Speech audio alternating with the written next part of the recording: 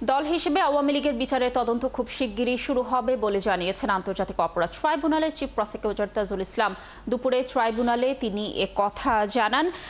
দর্শক, এবং জুলাই অভ্যুত্থানে কুষ্টিয়ার মানবতা বিরোধী মামলায় আওয়ামী লীগের সাবেক এমপি মাহবুবুল আলম হানিফ সহ 4 জনের বিরুদ্ধে আনুষ্ঠানিক অভিযোগ জমা দিয়েছে প্রসিকিউশন। সকালে ট্রাইব্যুনালে এই নথিপত্র জমা দেওয়া হয়। জুলাই আগস্ট আন্দোলনে রাজধানীর চানখারপুলে 6 জনকে হত্যার ঘটনায় নবম দিনের সাক্ষ্য গ্রহণ নেওয়ার কথা রয়েছে আজ। এ বিষয়ে আরও তথ্য জানানোর চেষ্টা করব। ট্রাইব্যুনালে রয়েছেন সহকর্মী নিবিড় সাহা, আমরা যুক্ত হচ্ছি তার সাথে। নিবিড়, নিশ্চয়ই শুনতে পাচ্ছেন আমাকে। মামলার কার্যক্রমের কি কি তথ্য রয়েছে আপনার কাছে, একটু জানাবেন আমাদের। লাবণী, চানখারপুলে যে শহীদ আনাস সহ 6 জনকে গুলি করে হত্যা করা হয়েছিল, সেই ঘটনায় কিন্তু আজ নবম দিনের সে মামলায় আজ নবম দিনের মতো সাক্ষ্য গ্রহণ চলছে এবং আজকে মোট 3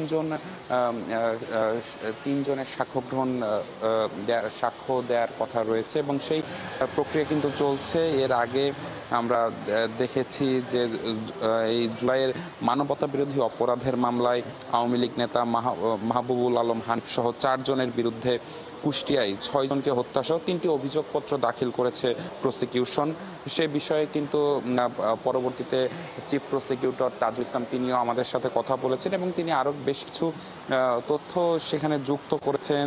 যেমন সিরাজগঞ্জের আরেকটি ঘটনায় যেখানে জুলাই আগস্টের গণঅভ্যুত্থানে মোট 3 জনকে হত্যা করা হয়েছিল, সেই মামলায় সাবেক সংসদ সদস্য ডক্টর জান্নাতারা তালুকদার হেনরি, পাশাপাশি তার স্বামী আওয়ামী লীগ নেতা শামীম তালুকদার লাবু এবং আওয়ামী লীগ নেতা আবু মুসাকে কারাগারে পাঠানোর নির্দেশ দিয়েছেন ট্রাইব্যুনাল। এবং এর বাইরে যদি বলতে চাই যে সকাল থেকে কিন্তু সকালে গুমের মামলায় সাবেক সেনা কর্মকর্তা জিয়াউল হাসান, তাকেও ট্রাইব্যুনালে হাজির করা হয়। চিফ প্রসিকিউটর সে বিষয়ে কিন্তু বলেছেন যে গুমসহ আলোচিত বেশ কয়েকটি মামলার তদন্ত প্রায় শেষ পর্যায়ে জিয়াউল হাসানের বিষয়ে।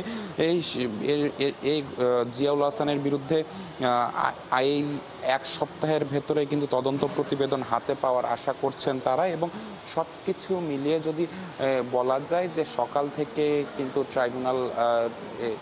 পুরো ট্রাইব্যুনাল কিন্তু বেশ ব্যস্ত সময় কাটিয়েছে এবং বেশ কয়েকটি মামলায় কিন্তু আজকে সাক্ষ্য গ্রহণ, পাশাপাশি আমরা দেখেছি যে অভিযোগপত্র দাখিল এবং সবশেষ যেটি যে এই যে এনটিএমসির সাবেক মহাপরিচালক জিয়াউল হাসানের বিরুদ্ধে তদন্ত প্রতিবেদন 1 সপ্তাহের মধ্যে হাতে পাবার কথা জানিয়েছে প্রসিকিউশন। তো সবকিছু মিলিয়ে এই ছিল আমার কাছে থাকা এখন পর্যন্ত সবশেষ খবর।